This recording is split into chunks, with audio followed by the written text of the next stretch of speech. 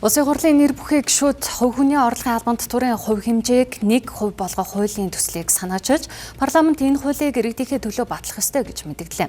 За тэд танилцуулсан хуулиа хэрвээ батлуулж чадах юм бол улсын төсвийн орлого 2.6 их найдаар тасрах эрсдэлтэй байна. За тэгвэл хууль санаачлагчдын зүгээс төсвийн тасарсан орлогыг үндэслэлгүй хөрөнгөсөн албан тушаалтнуудын хөрөнгийг хураах, за төрийн өмчит компаниудын татаасыг болиулах замаар нөхөх боломжтой гэж тооцсон байна.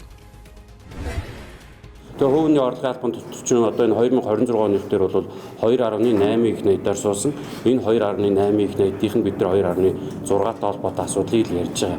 Энийг яаж нөхөх юм бэ гэдэг гарц гаргалгаа маш олон байгаа. Энэ авилгачин төрийн түвшээд луурчингуудынхаа хөрөнгө зөөрийг хураая. Энэ орон зайг нөхөе. Дээрэс нь энэ одоо 100 гаруй төрийн өмчит компаниудаас 5хан компани ашигтай ажиллаж байгаа шин. 5хан. Тэгэхээр бусдуулын татан болгох хэрэгтэй.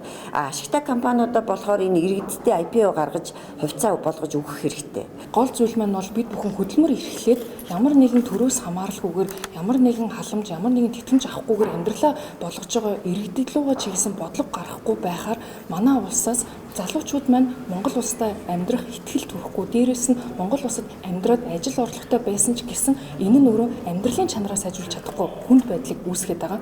Төсөвт хүндрэл учруулахгүйгээр шийдэх боломж бол өнөөдрийн төсөвт хангалттай бий.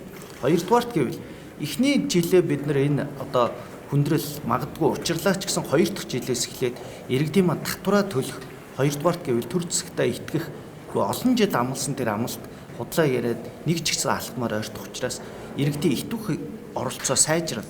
Гуравдугаарт компаниуд, төрийн байгууллагууд иргэдийнхээ гар дээр өгөх цалин маань илүү бодиттой дүнгээр нэмэгдэнэ.